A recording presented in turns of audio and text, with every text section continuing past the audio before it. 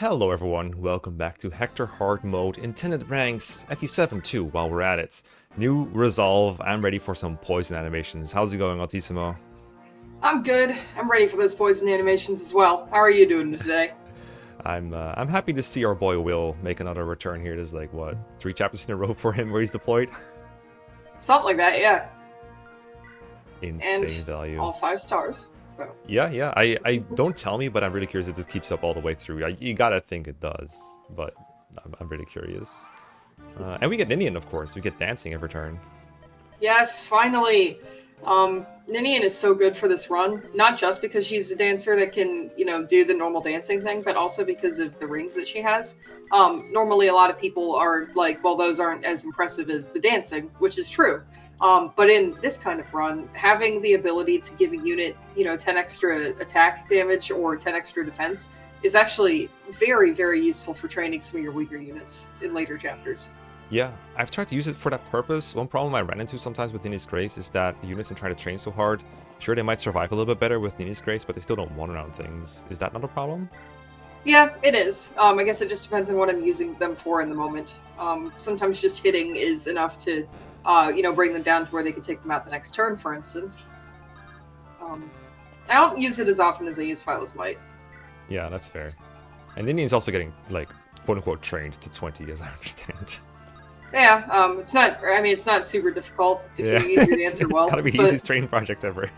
Yeah, exactly.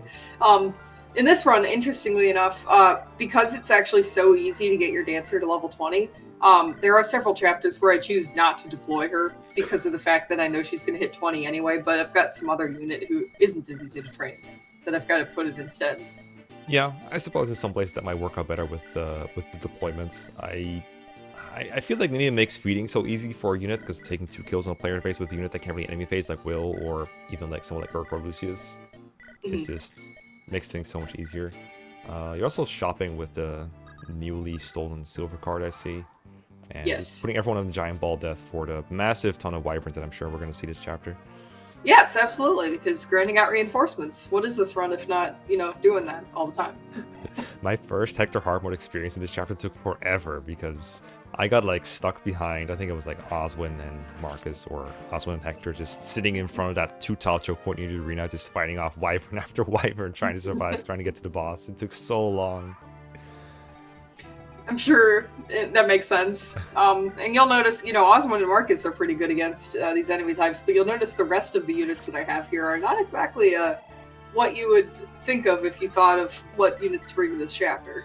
Yeah, it's what Kent is the Cavalier, right? So Yeah. I don't know about this. Like base level or close to base level Urk, Elliewood, Will here. I mean, Will's not bad against the Wyverns, but he obviously can't enemy phase anything. Yeah. And this is a pretty enemy phase heavy chapter. He's not bad, but it really makes you wish for double effective or triple effectiveness rather than double effectiveness because he can one-shot Pegasus Knights with the ballistas, but he doesn't seem to be able to like. I think he did barely 2 shots to wyverns or something. It's pretty sad. Yeah. The fact that there are so many ballistas means there's a lot of opportunities for him to just take pot shots at weakened enemies or just weaken them for somebody else.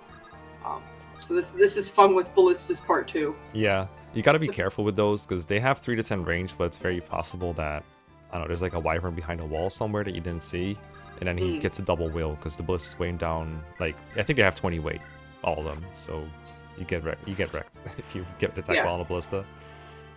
Right now it's a problem because like the rest of my army is in the same place as Will, but as they start progressing further and further east, he's going to be able to kind of stay behind and take pot shots from a distance where the wyverns can't get him at. That makes sense. And also has a killer bow if he ever wants to just do 2-range combat. I saw the killer bow he obtained in Dragon's Gate. Yes. So that's good. And you will be seeing that be used, so... The other enemy type that's very common in this chapter is monks, which is very funny. I thought when I saw Urk, I was like, are you really doing this for weapon triangle? And then Urk isn't fighting a single monk. Probably doesn't because he doesn't one round them. He barely does any damage. They got really high res, and Urk is almost like close to base level. Actually, I don't know if he is. He got a few levels, but he still isn't doing much to them. It was in my original plan to have him fight them. That was why I originally brought him, and then I realized it just wasn't going to work out. So I sent him east with everyone else instead, and you can see Fiora's over here fighting them instead. Yeah, usually you can send like any 1-2 range unit with some amount of res there. to fight those two monks near the starting point. I think there's one near the top as well, like that tries to go for Mernus in a very silly way. Yeah. There is. Oh, you actually left Sarah behind, interestingly enough. I thought you were going to use her to like heal people. I mean, I will, but someone needed to get that village. I don't remember why I decided that she was going to be the one to do it. But she also... Never mind. I was going to say she... No, she does have Physic, because I bought it in Dragon's Gate. Oh, true. And I feel like actually having Physic on this chapter can be huge, because it's difficult to keep your healer safe and out of range sometimes, due to the fact that the flying enemies can just fly over every wall here. Yeah. So having Physic would be nice. It's not like it's got great range with Sarah. But... No, I think the range is the same as an FE8, which is like magic divided by 2 with a minimum of 5, if I recall correctly. It's yeah. So, but in Sarah's case, that's basically 5 range for most of the game. Right. Yeah. You can forget so it's not part. Great, but it helps a little bit. Sarah's got good magic growth. It's like 50%, but her base is like 2 or something. It's very sad. Yeah, she can't reach anyone, but she got time to use torches at least. That's good. Yeah. She'll be catching up in a turn or two anyway. Yeah, she can physics someone if they get hurt this turn, like Eliwood with the poison. I don't know that he desperately needs a Physic. He's got a Lance Reaver, by the way. Oh, he got hit with the Lance Reaver on. That's kind of sad. A little bit. And 16 speed as well. Like, what the hell? I think he's faster than Lyn. Well, he has a Lance Reaver. I'm not sure if that's what he has equipped. Oh, okay. But he has one on him. There's one somewhere. And the monk gets the double. Enemy monk gets the double. Things you never see. They're infiltrating our ranks. Oh, your Kentis. Wait, your Kentis also busted. I forgot about that. He is. He wasn't set up in Lyn mode to be the way Sane was, but he ended up getting a lot of really good level ups. Not even because I rigged them or anything. He actually would have been, like, if I had to pick one of them to promote, I mean, if you've seen my run, you know who I eventually promote, but like both of them are equally viable options, honestly, by the time they both cap. Yeah, I think I said like 14 strength, 16 to 17 speed or something. That's 17, I think it was. Yeah, that's enough to double everything relevant basically in Hector mode. Yeah, you might miss a couple heroes here and there, and that's about it. Yeah. And it certainly helps for him to have those stats for bringing him to later chapters when he's a little under leveled, which we're gonna do. So yeah, it's gonna be useful. And like rounding out the deployment discussion, I guess. I think you brought, is it Legold or Matthew? But someone to bring Sealed Hero Crest, I assume. That's Legold, and yes. Yeah. I mean, but also to get a little experience because my thieves also need to get to level 20. Yeah. And you know you can get EXP through stealing and everything, but it's not nearly enough to really give you a lot of levels. So they actually do have to enter combat every so often in order to get some experience. Yeah, stealing XP is a worthless tip in this game. It's just 10 XP every time you do it, and that might be like an entire level over the course of a playthrough for one thief. It doesn't help a whole lot. Right. It's barely relevant. So both Legal and Matthew are gonna have to find places to pick up kills every so often. Luckily, they get boosted EXP due to being thieves.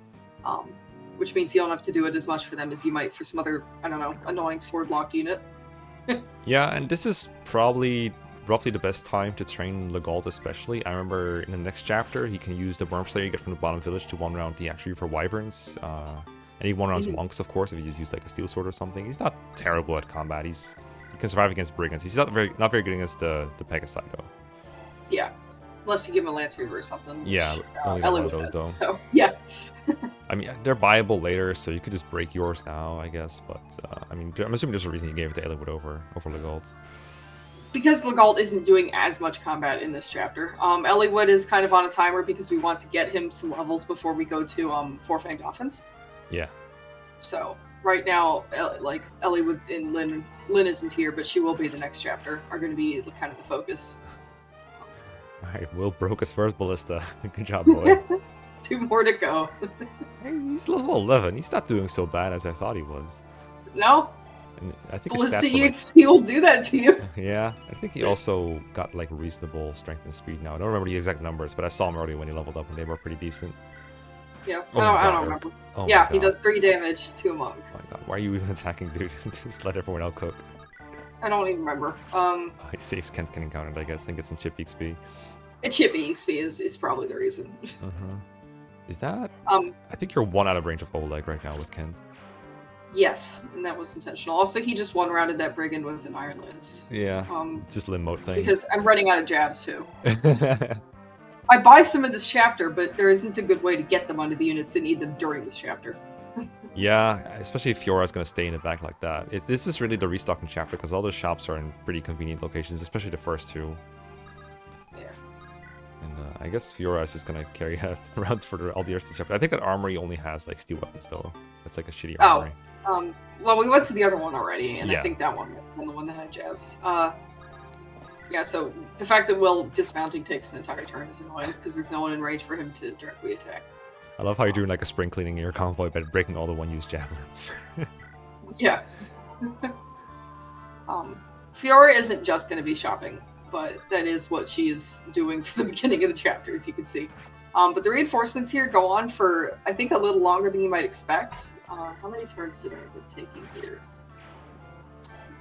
I took 14. When I played for the first time, I felt like it was 30 turns, but I was loading and reloading a lot, so it might have been more like 14 turns. Yeah.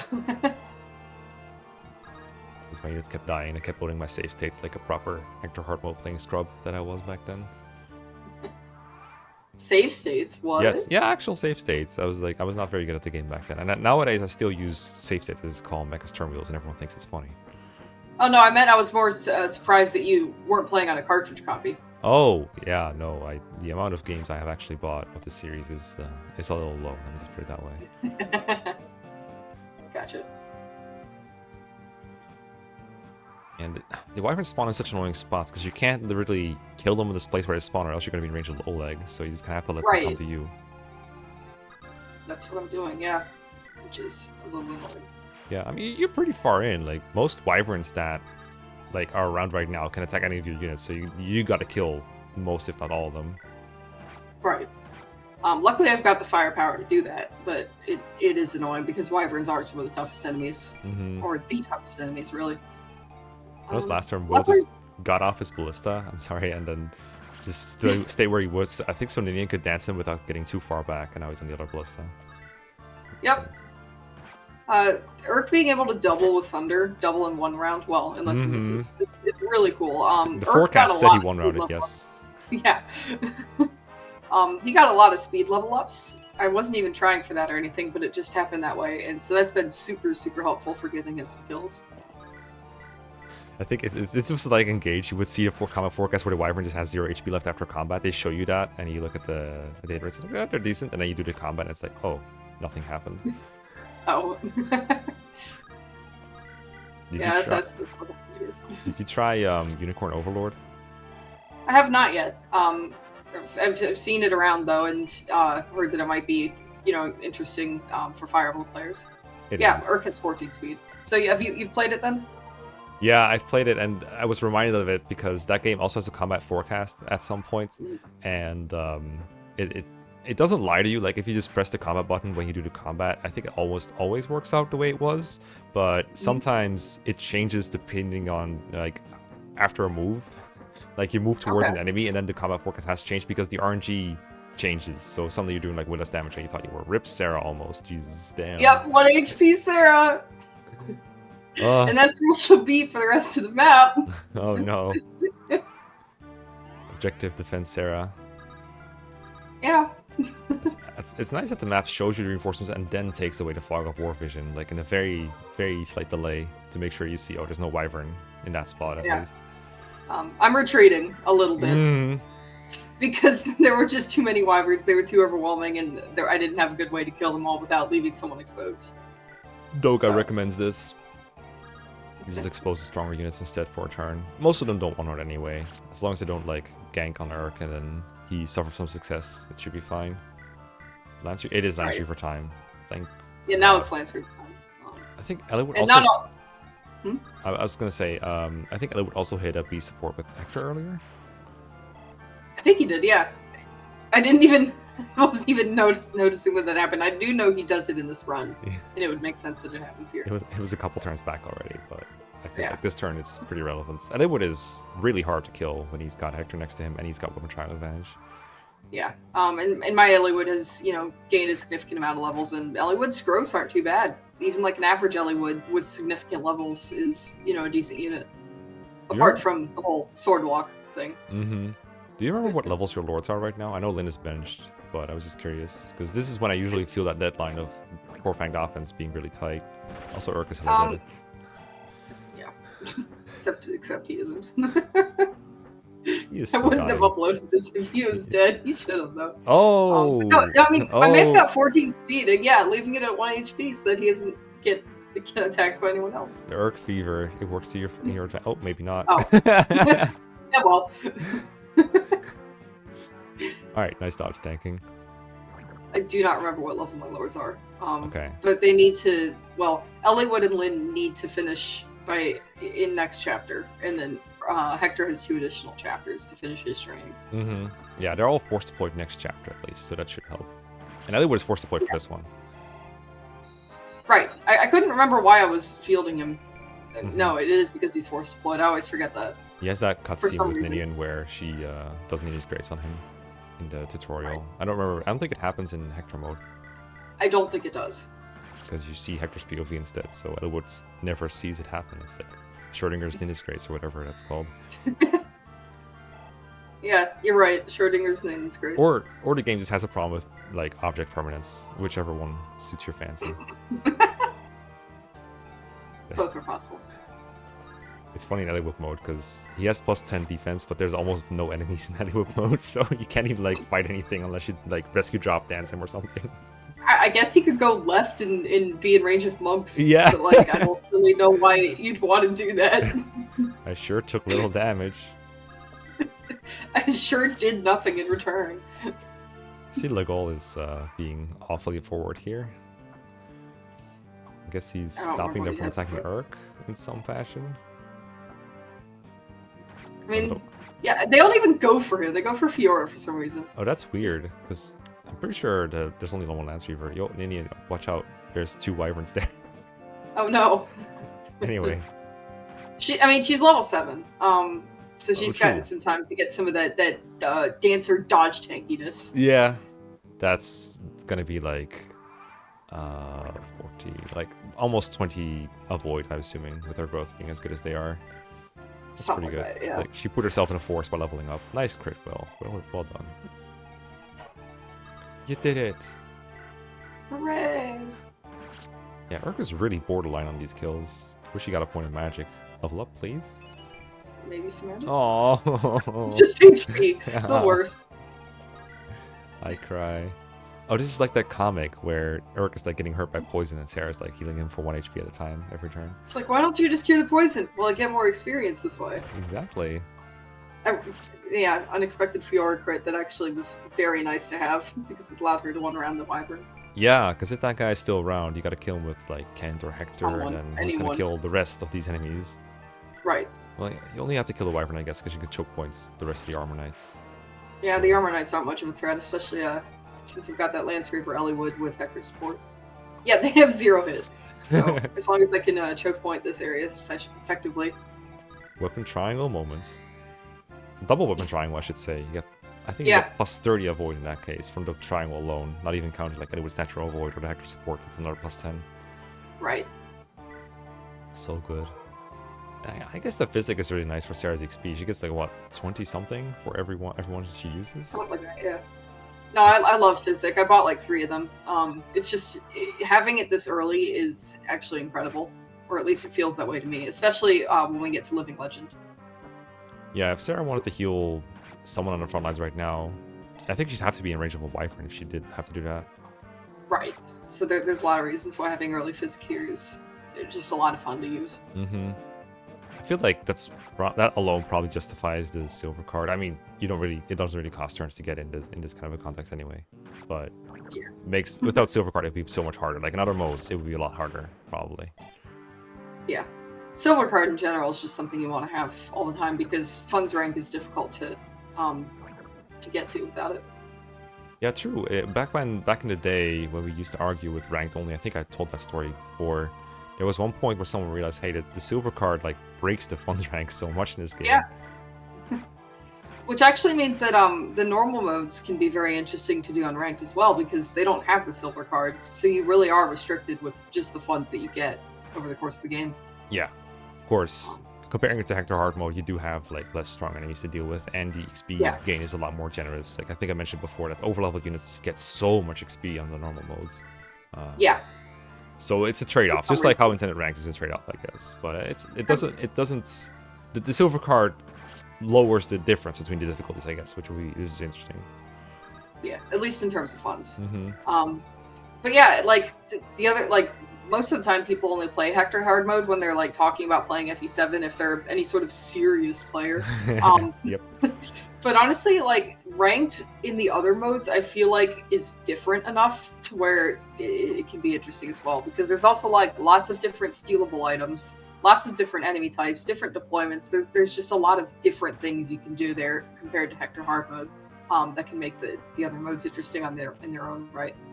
Yeah, I know that in Elwood mode, for example, in Battle Before Dawn, I think Ursula and Maxime are in completely different spaces. I think Jafar just murders Maxime on like turn 2 or something in Elwood mode, which is very unexpected. Yeah, something like that. But it's a default. It's the first one everyone sees. It's just I think most people that are around in the fandom at this point and have played FE7 like a billion times might forgot how different Elwood mode is. Yes, I'm guilty of that myself. Yep. But I have done a ranked run of every mode. Nice. I think I tried a little bit of Hector normal mode before we started recording this series. I only got to like chapter 13 before I had other things to do, but Gotcha. It's definitely different.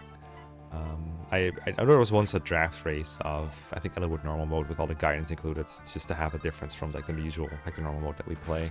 It's always interesting to see the differences. Yeah. Things can take you by surprise, and not in a good way, just because you're not expecting them to be where they are and what they are. Like some of the bosses having different weapons and stuff. Oh yeah, for sure. I think like someone like the guy in Dragon's Gate, the paladin there, I forgot what his name is. Cameron? Yeah, him. I think he has like different weapons. I think I don't know what it is with paladin bosses, but they seem to have the difference maker between modes. Because also, there's another paladin boss somewhere that I forgot about. I guess Hubens is also very different.